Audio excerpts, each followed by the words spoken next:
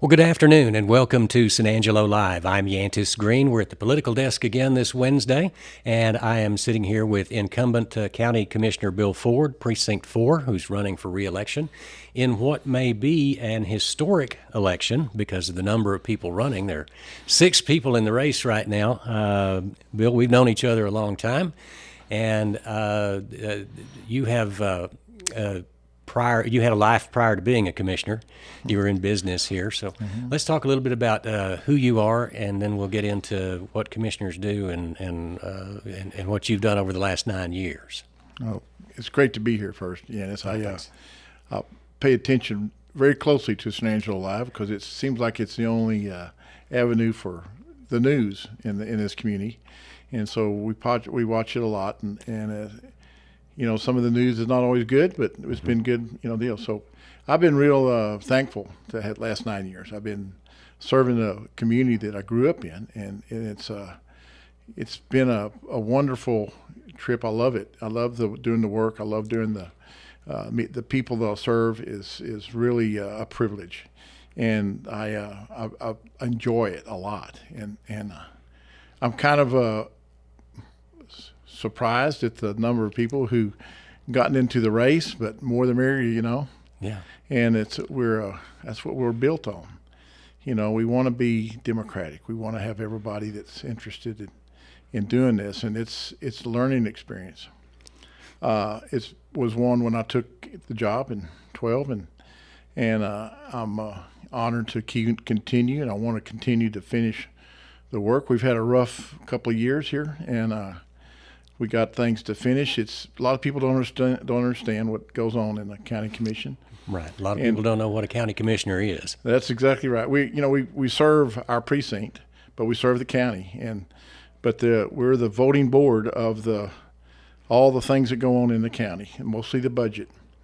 And that's a big item. That's a big learning curve, and that's I think it's really difficult to just step into and without experience. And with the experience I've got, it's going to be, I think it's going to be imperative that we have this experience I've had to get us through the next couple of years, because I think we're going to see some very, I'm not going to say so difficult times, but times that we need to know what we're up against. And We've got a lot of new hurdles to go up against. We have a new player in the game that we haven't had in the past, and that's been the federal government. Okay. And that's a big issue, and that affects our state, and affects everything that we do. We're due because that's what the state tells us to do. We're an arm of the legislature. We do that according to the rules that they set. We don't set the rules; they do. Yeah. And it's really difficult sometimes to apply those rules in a county where you got 26 elected officials, and each one of them runs their department, and you need their department's help. So you cooperate, you work together, you learn everybody's job, and you find out who does what area, where law enforcement or the courts or the DA's office, whatever it is. I deal a lot with road and bridge, but that's not all we do. Mm-hmm. We spend several months of the year working on budget, and we get a lot of training involved. We go away to school, and there's a whole lot of that that you learn to make sure that we don't make mistakes twice. Right. I think we're really fortunate in San Angelo and in Green County. We've had tremendous leadership over the years. We've got a court now that really works tremendously well together. We communicate, and we know each other's difficulties. Because I share a road and bridge crew with Precinct 2, we discuss the work a lot. We wouldn't want to overburden the other one for the workload and the materials. Those things have been real difficult to control. We had to replace our road and bridge foreman this year, and we were lucky, more than lucky, to get a good one. And Ernest has been surprised in that he stepped right in and took over, and with the guys that he didn't work with before, and has done a great job, tremendous job. Okay. We've had difficulty with materials, availability of materials, cost of materials, budget to pay for materials. Those kind of things affect each other all the time, and we've had that unfortunate February freeze that we had. And those of you people who don't really understand what we do on the road and bridge stuff, they say, well, we go patch roads. We fix potholes. We lost about 16, I'd lost, in my precinct alone, I lost about 16 miles of roads that just froze and blistered up. It just came apart. And we had to really grind it up. And we're still replacing it. We couldn't get materials fast enough in the fall before the cold weather hit to finish patching what we got to patch. So we'll have to do that in the spring. And we've got an enormous amount of roads that we're trying to replace. At the meantime, we were trying to replace it back then, and we had plans on this certain streets and certain roads to be replaced, but we're getting it done. And there's been funding available. The state's helped us. We got some federal funds to help, but we're having to wait until the weather gets here. But we're doing the prep work. We're getting it ready. We're getting our equipment is in good shape, so we're not worried about that. So we look forward to what the future gives us. We got a lot of challenges. Sometimes you call them opportunities ahead of us to get things done. And running for reelection is can be what it is. It can be a task, or it can be a privilege. Mm-hmm. And I seek it as a privilege. I feel privileged to be in this office and work for the people in my precinct and the county. And those who've known me for all these years know that I get the job done, and I've got the experience to get it done. And that's what it's going to take the next few years. It's going to take the knowledge of the road and bridge area, the knowledge of the court system, the budget system. We've got some really cool things that are coming to the county. The public defender's office is something we've been gnawing at for about 5 or 6 years, and I've seen it at work in different counties, Collin and Lubbock County, and I watched them how they did it, and I said, man, that'd be great to meet. I meet with the guys that started it, and you meet with those guys, and they explain how they do it, and how it can really take the burden off of our court system. We built this wonderful new jail that's full. Right. Now, why is it full? Well, we've got a revolving door for one thing, and the second thing is we've got to get the people through the court system. Yeah. The docket is full, and they're not, I'm not sitting here going to tell the DA how to do their job, but they need to do more than what they're doing. And we're not sending we're seeing the same people coming through. Yeah. And that's difficult for the DA, difficult for anybody. And we don't have a lucrative source of defense attorneys to draw on, and it's costly, and it's not effective. And so this public defender's office we have gotten the most incredible people so far, just a few people, to open this thing up. And we were so lucky to get Joe Stevens. I mean, he is some of the most reliable resource that you could ever imagine, and he's already hired a lead attorney, and he's got this fantastic.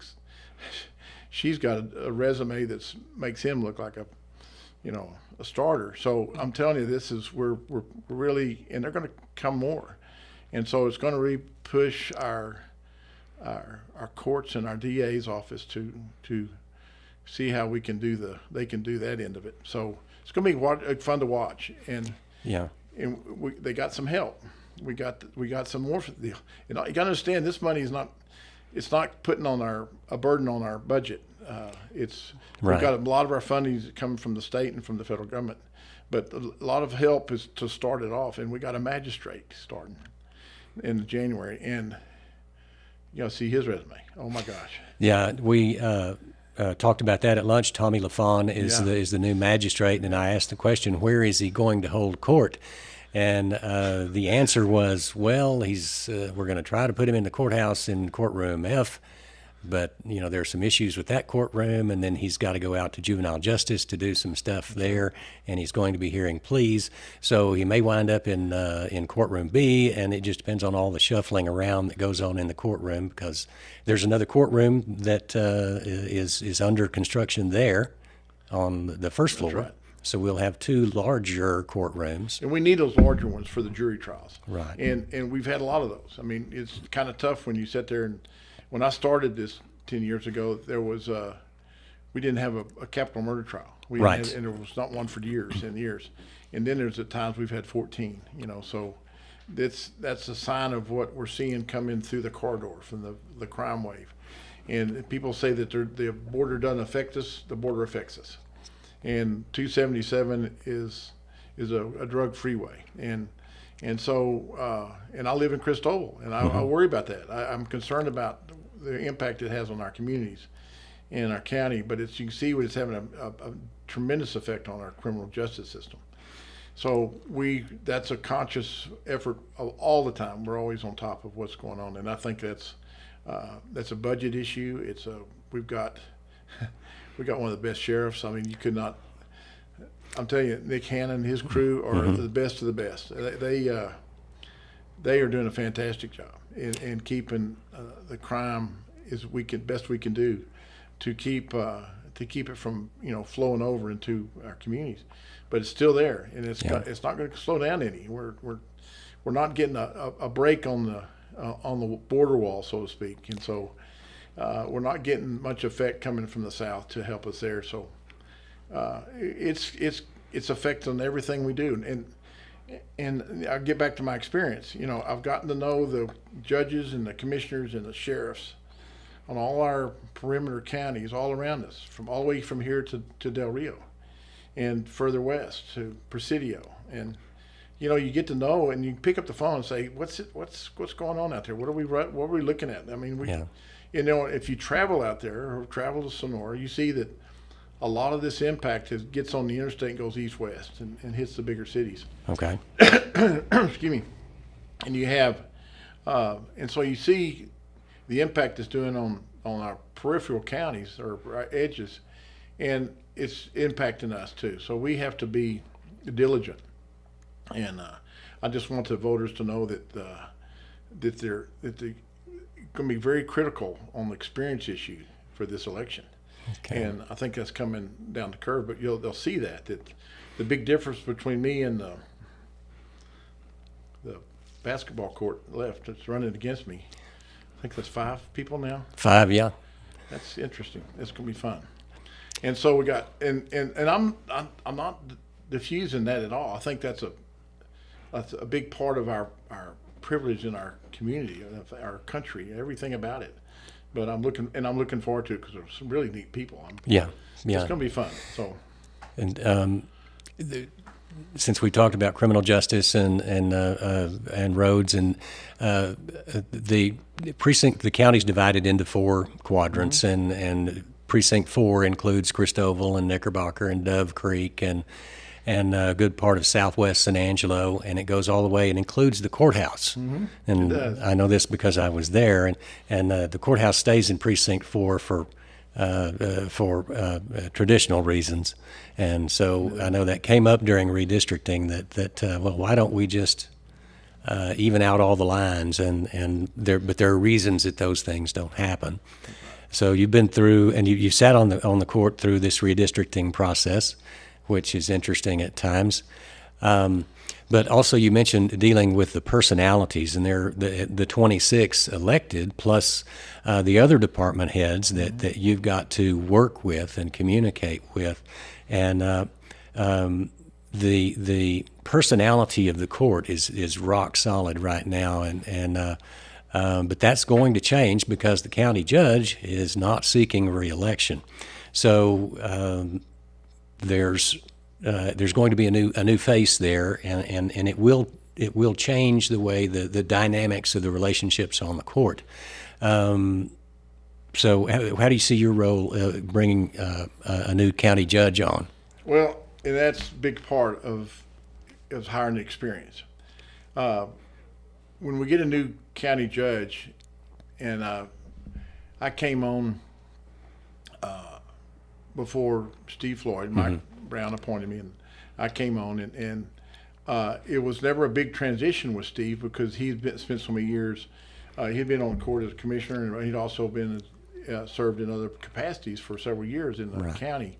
So he knew how the county run. He knew everybody in the county, like a workmate. This is going to be different. Yeah. And we're going to get the challenges of the learning curve of a new county judge. And now, is it going to be difficult? Looking at who's running, not so much. I don't think we're going to see that's big a deal. I would, I'm not going to say my preference or anything, but I'm saying that there's favorites. But I'm going to tell you this, that whoever gets that job going to need this court to be experienced and be available to help not steer the court, but guide him into, because there'll be some foggy days. I mean, there'll be some tough lines to come out to cross. So I think it's invaluable that the communication that we have as a court stays strong and experienced, and that the new judge can see that and will support that new judge accordingly. And because wherever we go, we got to have that county judge he's the ticket to the budget. Right. That's his budget.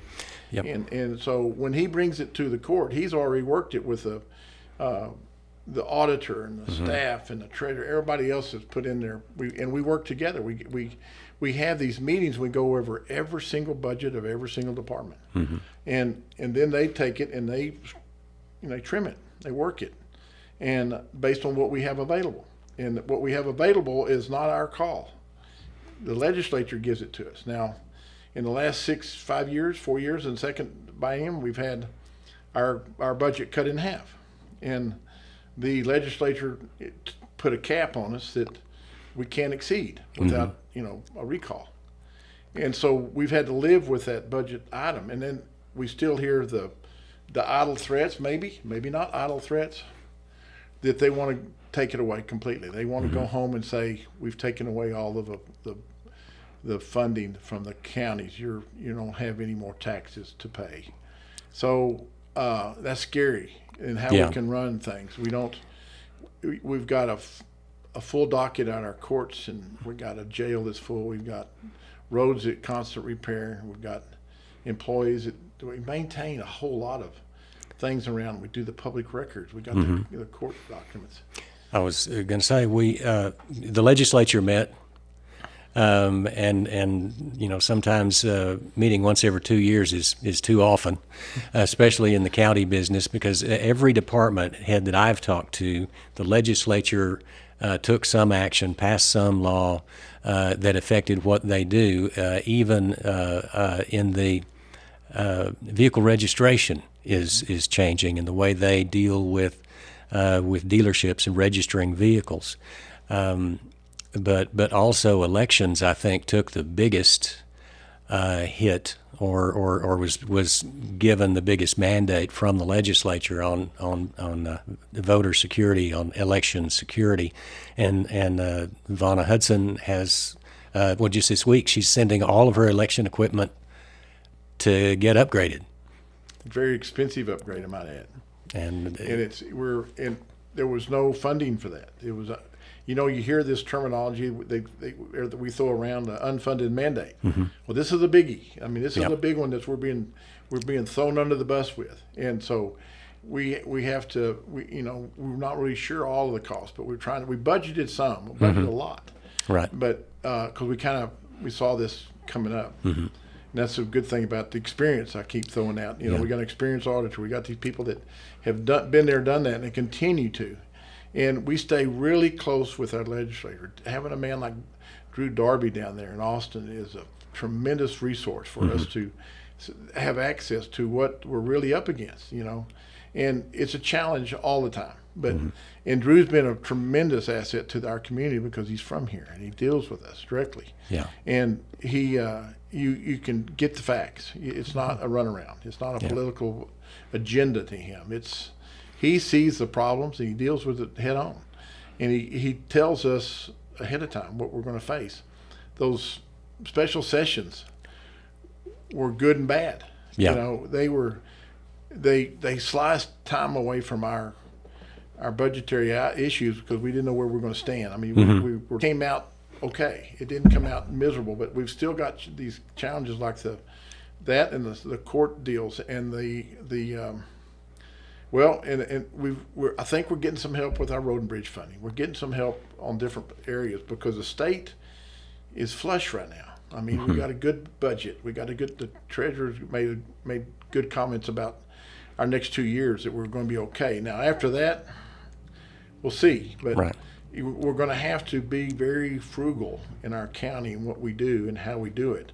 So, in knowing that, like in my precinct and Sammy Farmer's precinct 2 and 4, we're changing our strategy on road repair. You know, we're not going to have those days where we're going to have the massive dump. We can't do it like TxDOT and like Reese Right. Albert. Yeah. You know, we're going to have to do it in small phases, small pieces. Okay. So we changed our equipment to smaller equipment, so we can have a smaller team going out there and doing the road repair. And then we're working with 1 and 3 to help us get certain things done that they're more experienced at, that they do different. Okay.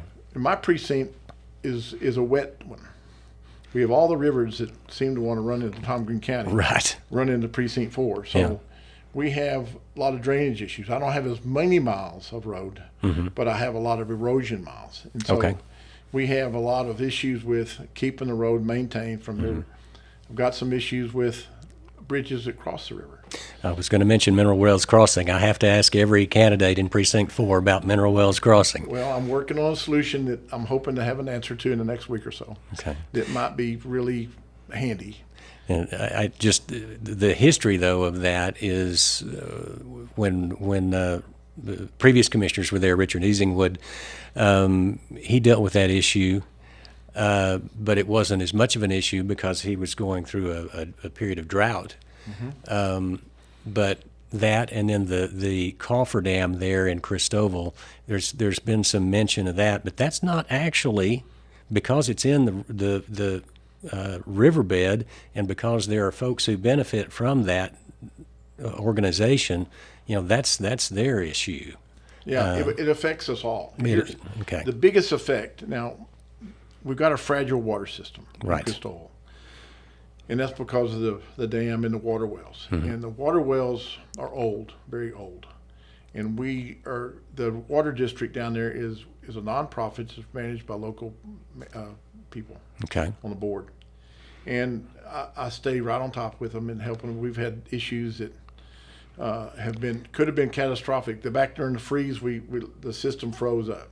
Okay. If you could have seen them out there with a torch and heating up the manifolds and the pipes that were frozen, it was 2 degrees below zero 2 days in a row. And we were just, we didn't have any water, we didn't have any power, and so now we're in the process, or they are in the process of acquiring funding, and we're helping. The county is helping to get the backup generators. And we're going to drill some wells in the park and try to pipe backup wells to the water system. Okay.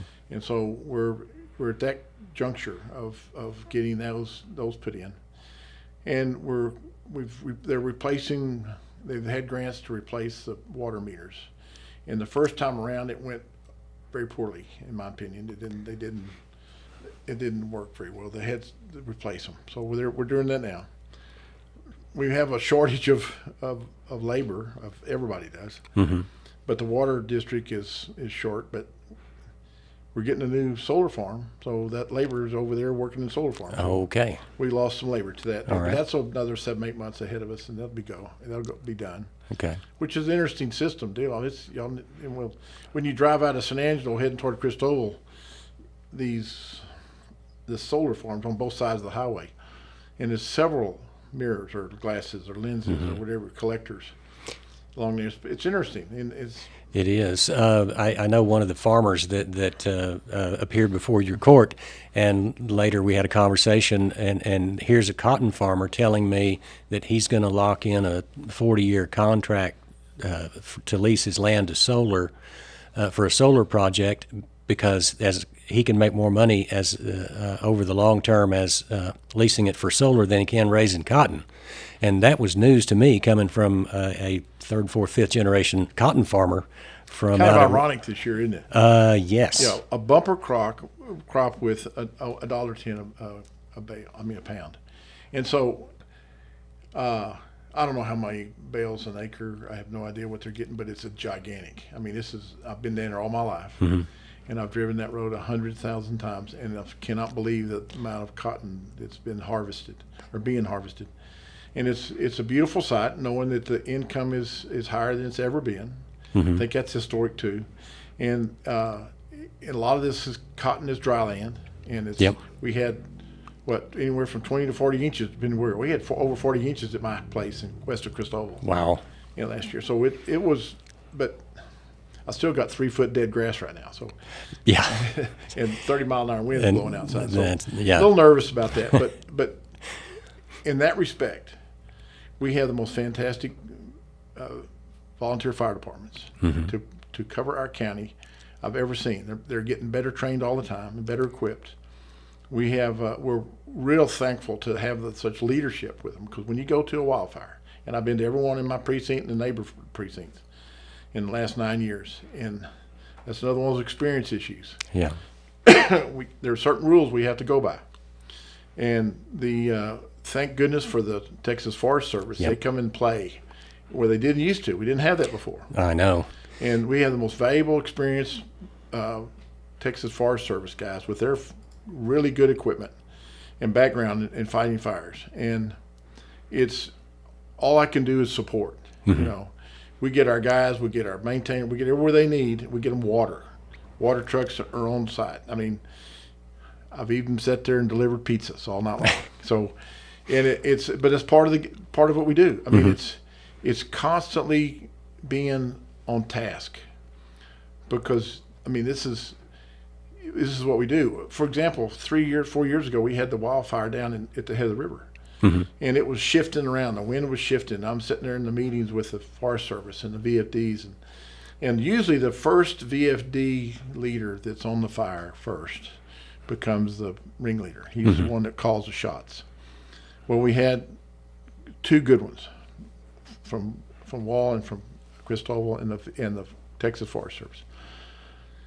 And so the wind was shifting around, and the fire was uncontrollable on certain issues. We didn't know if it was going to go back to the west or to the east, or we were trying to. It started by lightning on the south end of the ranch, and came north. And so we're sitting there going, okay, this is fine. It's going to go. Looks like it's going to go to the river and go west. And if it goes east, we can stop it at the highway on Toenail Trail. If it goes west, we could stop it on 277. So we got a couple of roadblocks. The wind shifted and pushed it in toward Cristobal. Oh. So I get this. We had this little quick meeting, and everybody goes, "Okay, how can we evacuate Cristobal?" And there was no plan. We had nothing in place. And so luckily, the fire went west and died down, and they were able to knock it down. And that's an interesting thing to do. Is we were in there with those guys in these little, coming from Leander. They had these attack buggies, and they were in there fighting a fire in that cedar bush, right in that bottom of that river bottom, because you couldn't get to it from the other way. Yeah. And it was we were giving them. We thought we were taking them food and water, but we drove right into the middle of that hot spot, and first thing they did is they came over and put a wall of water between us and the fire, and we got out of there. We don't do that. I don't do that. I am not a firefighter. So, but I saw the experience of these guys, and that's what we have working for the state. So that's wonderful.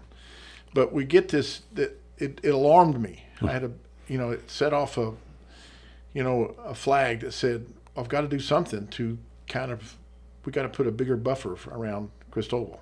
Okay. So what I did was, at that point, we designed a road out of the east side of Cristobal to go around the high school and come out on the Toenail Trail, right across the highway from Pugh Park. Okay.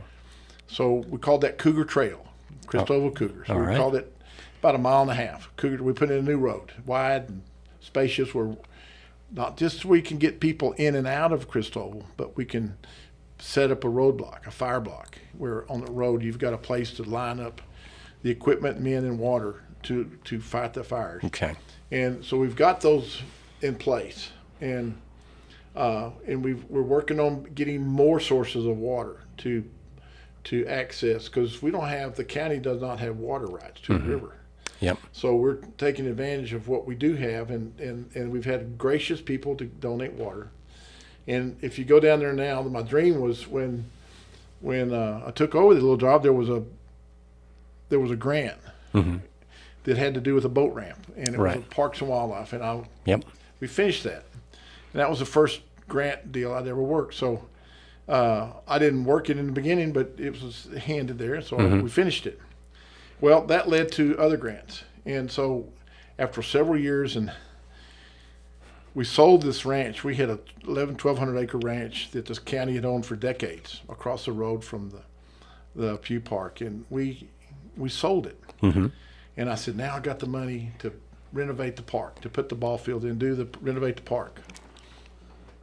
Well, county doesn't work that way sometimes. Yep. There's 5 votes on the court, and it can be a 3-2 vote, or in my case, a 4-1 vote. Yep. So I had this money all set aside in my mind that we could use this cash from the sale to renovate the park. Well, we had this little thing across the street called the courthouse, and that was the year we had the 14 capital murder trials. Right. And you cannot get a defense attorney to take a capital murder trial without paying them a substantial amount of money.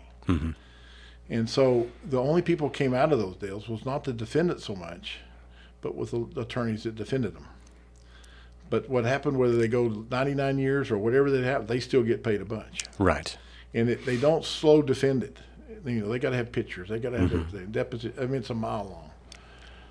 They know what they're doing to make a living, and so they made a living. And we took about 2/3 or 3/4 of that money, all the sale of that land, and we put it into the budget for defending these bad guys and girls. Yep. Frustrating to me. Beyond that, I got angry, real angry. But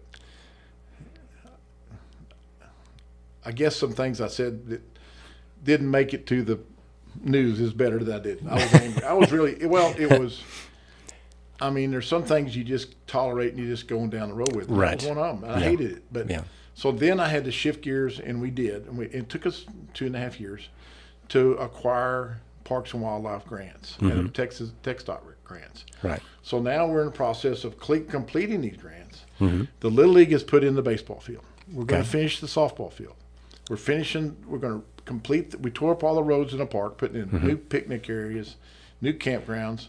We're bringing drinking water, potable water. We never had it down there. Yep. Across the road from the Cristobal Water District in 2 places, and bringing fresh water to the ball fields and to the campgrounds and to the Little League fields. All that area is going to get drinking water. We haven't had that.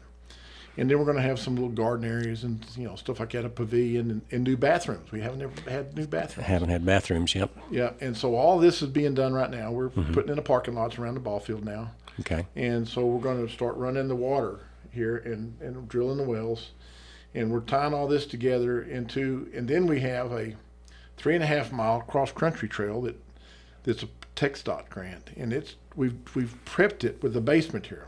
Okay. And then, so we've put all the base material that we harvested out of the ball field base that was in the park. We actually mined that material out of the park, and then we put down the base for the trail, almost 4 miles. Okay. And then the next step is we'll come in with the crushed granite, and we'll top that cross-country trail, that 3.5 miles, and it will run behind the high school, across the road, and all the way through the park and by the baseball field. So it's really a cool deal. And it's going to be... and we've cleared a lot of the park and made it more park-oriented. And so we'll start on that as we go through the spring and be ready by the summer. But we'll it's been a long road because we lost the delay in the funding. And then we had that wonderful word we see every day on the news 14,000 times, the COVID. Yep.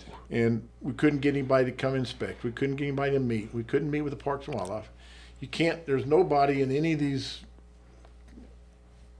leadership roles that we couldn't have a meeting. I mean, we work out of the home. We can Zoom it, but kind of hard to Zoom. But certain things. But we made it through that, and then everything's have opened back up. So we're back into taken on the task. The funding's there. We didn't lose any of that funding. You just put it on the back burner until everything can. Right. And then our wonderful freeze in February froze all those miles, not just my precinct, but in precinct 1 and 3 and 2, we had all this damage from in the roadway. And the way we overlay our roads is, we call it kind of like a double overlay. And it's a base material, then you put in the asphalt material and the rock, and then you overlay it again with asphalt and rock, 2 layers, and roll it. And that's our road. County roads are usually pretty substantial. We don't do lay down with asphalt. Right. Machines. Yeah. So we had all this road that was damaged. So the only way to fix it, we could patch it, but that'd been a reoccurring nightmare. So we ground it all up. We milled it. Okay. And then we started replacing miles at a time with material that we had. And then at the end of the summer, in September and October, we're needing all this material. Can't get it.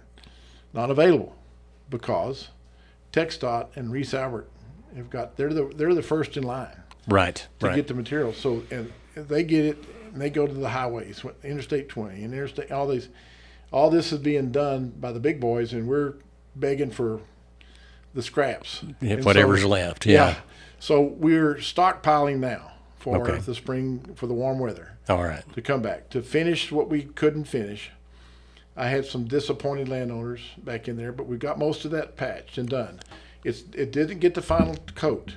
Yeah. I keep saying, I hope we don't go. I mean, we need the rain. Don't get me wrong, but I don't want another freeze. And they may predict it, but that was a hard one. That was watching that happen was tough. Well, it was a historic freeze, and at least in San Angelo, you were without water for days, and then without power for days, and it was just a historic mess for not just the state of Texas, but right here at home. And I wasn't aware really of the what it did to the roads, but I did know that everyone suffered. Because of the winter storm, and that was in the middle of the pandemic as well. So, and the pandemic, the COVID-19 pandemic has changed the world and the way we do things. We had some issues that came up during the freeze. Very few people even know that happened, but we were caught in the crossfire of the transmission lines being down around the state. The whole grid was down. And I didn't understand how it connected till they called one day and said, "Bill, we need your help. We can't get our equipment down the road, or your county road, because it's solid ice. We don't know what to do." So at 5 o'clock on a Thursday afternoon, I run over there and I meet the Lower Colorado River Authority. I meet these guys from Canada and North Dakota, and they're the repair crews, and I meet the guys from the Lower Colorado River. Everybody's there, except the means to get the equipment on our road and then past our roads into the ranches where the transmission lines run. They're broken. And I'm listening and it's really you talk about a historic day or days there, Thursday through Saturday, at the end of that freeze period. Every day we're out there. Nobody's got electricity. I had none at my house. I was out of firewood. I had a courageous wife, and I was borrowing firewood from my neighbors who weren't home. I did repay them. But we didn't have electricity. And I had this loaner pickup that you could plug in a coffee pot to the back tailgate, and I could make coffee and for some of the guys. It was 7 degrees. But what they needed a means to get their bucket trucks past our road, the hills on that road back in there, to get onto that ranch. Okay. Well, they were trying to pull lowboy trailers up with dozers on it to get back in there so they could get the equipment moved around. And they have those dozers because they hook it up to those transmission cables, and they pull it on pulleys, and they re-stretch new cable. Okay. Because it's down. The grid's down. And this is one of the bad spots right there south of Cristobal. So we were in there doing what we could to help, and I had Darby on the phone, and I said, somebody's got to help me. So we unloaded the dozers off of the lowboys, with the tracks and drove across my roads that had just been fixed. Oh. And so there's like a tank battalion going Right. across this road, pulling these trucks and pulling into the ranches, and it's literally plowed up about 3 miles, 4 miles of road. And I said, just don't worry about it. We'll figure it out. Well, we'll take care of you, deal. You hear that on the, but Yeah. that doesn't always happen in this Right. business. So we've Okay. been scrambling for funding to get that. We're doing it. We're getting Okay. it done. So it just takes longer than you want it to, but it's, we made it through that time. Yeah. And I'll never forget that Saturday morning when I'm sitting there trying to get coffee out of that little coffee maker on the tailgate of the truck, and it's 12 degrees, it's heated up, and I could hear these guys on the radio talking to each other, and the whole grid is communicating by now. You can hear Bernie, you can hear Austin, you can hear Houston on the radios all the way coming through, and everybody's talking to each other, and it's like 10 o'clock in the morning, and they said, and all of a sudden you hear this voice that you kept recognizing. It's kind of like Kirk Gowdy, it's a one you recognize on the radio, and all of a sudden he said, gentlemen, we have an hour or we're going to lose the grid statewide. And when they say lose the grid, they were talking about being down for months. Ugh. And so you hear them saying, we're hot. You go in the panhandle, we're hot. And, they were over by Midland and then down by Bernie or something. All of a sudden you hear it. And then about 20 after 10, I'll never forget it. It's really right that it was really, to me, it was kind of epic because I didn't know what they were doing. Essentially, I didn't find it till later. But what they did, they connected. They threw the switch and it worked. The whole grid lit up, and it didn't fail. And we learned a lot. I mean, I hope they learned a lot. Maybe ERCOT can learn a lot. But Right. whatever happened, we were part of that essential connection for the grid to get hot for the whole state. Okay. And so, see, our state of Texas runs on their own grid. We don't share with everybody, or we don't try not to. Right. But what happened was really, to me, that was a big moment because we were really, for 3 days, watching those guys work up at 150 feet in the air in that weather. Yeah. And they didn't give up. They were from Canada. They were from Minnesota. That weather didn't bother them. But Yeah. they did a job. And then they came back 2 days later and got on those helicopters and flew the line. I was watching them from the highway, watched them fly the line, and they're sitting on a basket on the side of that dadgum helicopter, and they're going out there and they're testing those cables. It's like something in a sci-fi movie. Right. Yeah. And I'm sitting there going, these guys are not paid enough money, Yeah. But that's what they were doing. That's what happened in that freeze when all of us were fighting for our hot shower. Yeah. And that was a very historic and devastating time, and we all learned a lot. And I hope that we all became a little bit of a prepper ourselves, and we're packing up a little bit extra at home for this winter. We are. I had not heard that story. Thanks Well, for it was one of those game changers for me because I realized how many pieces of the puzzle that were involved, and I didn't realize there were that many pieces of the whole grid that was broken. Yeah. And then I started doing the reading on it and find out what caused a lot of it, misjudgment, shutting down power plants for the worst time of year to do maintenance. Yeah, for maintenance. Our biggest nuclear power plant was down for maintenance. Yeah. During the why? middle of winter. Terrible timing, And so it all kind of alerted us to how big the picture is, Okay, and we're just a piece of it. All right, let's get back to the election. It's coming up March 1st. You have more opponents than you've ever had, more opponents than probably any commissioner's ever had. This is where I get to kind of back out and listen. This is the free time. This is between you and the voter, and this is the largest audience that candidates get to speak to. There's about 60,000 people out there. So Bill Ford, you're running for re-election. This is your chance to tell the voters exactly what you want to say in your own words. So go. Well, first of all, I'm very thankful and to my faith and my family and the people I work with. I mean, you can tear it down, but if you don't start with God, you're lost. Anyway, nothing makes any difference. I agree. And I've been thankful for that for most of my life. And God's been very good to me, whether it be healing or whatever it is.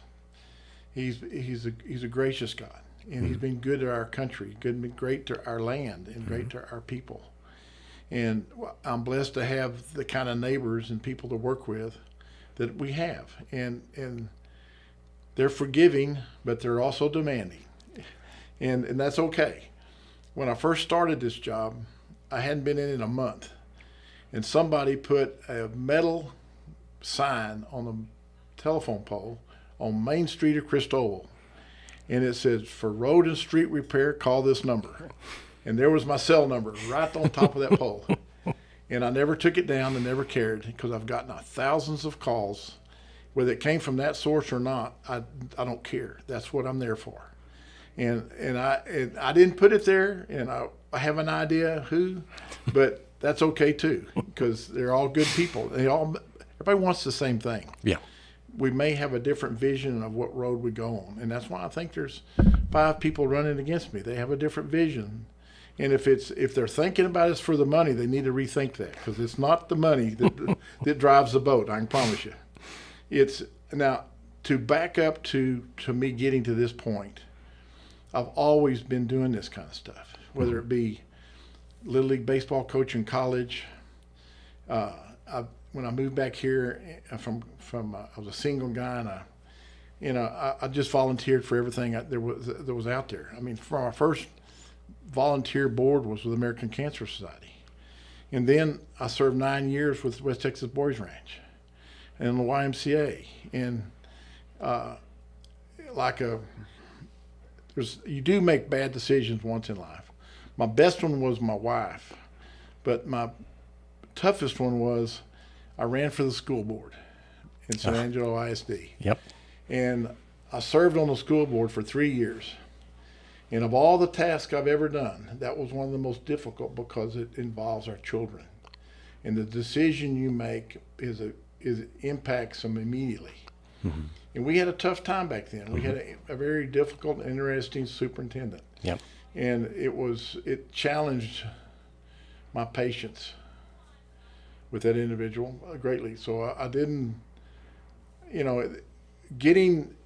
was twofold. The best thing that happened was when I left the school board, we decided our son, who had a year left in high school, we wanted to get him out. So we searched around the county, and we drove up to the parking lot of Cristobal High School.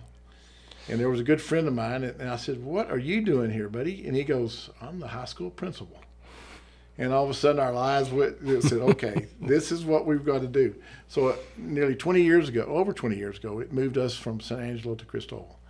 And that's been the best thing, because those people down there are fantastic. And they're individuals. Yep. Very unique. And I love that, because everybody wants to be independent. And believe me, that's the toughest task, is allowing people to keep their independence. I don't want to tell people what to do. Yeah. But I also want people to give me the shot to help fix it. Right. And it's been a task. Okay. But I'm fantastic people, whether it be the postmaster or the pastors or the store owners or the community leaders, just your neighbors. It's just been great. And I wasn't raised in the country, and I live now in the country, and I have for 20 years plus, and I don't think I can get out of it, and having livestock and that kind of stuff is a new ball game, but it's kept me younger, and I work hard, and I do have a construction business, and I work hard at that. I work hard at everything. Yeah. Nothing gets undone because I'm busy. I just stay busier, and I don't not take a call. I don't. I take care of I follow up on everything.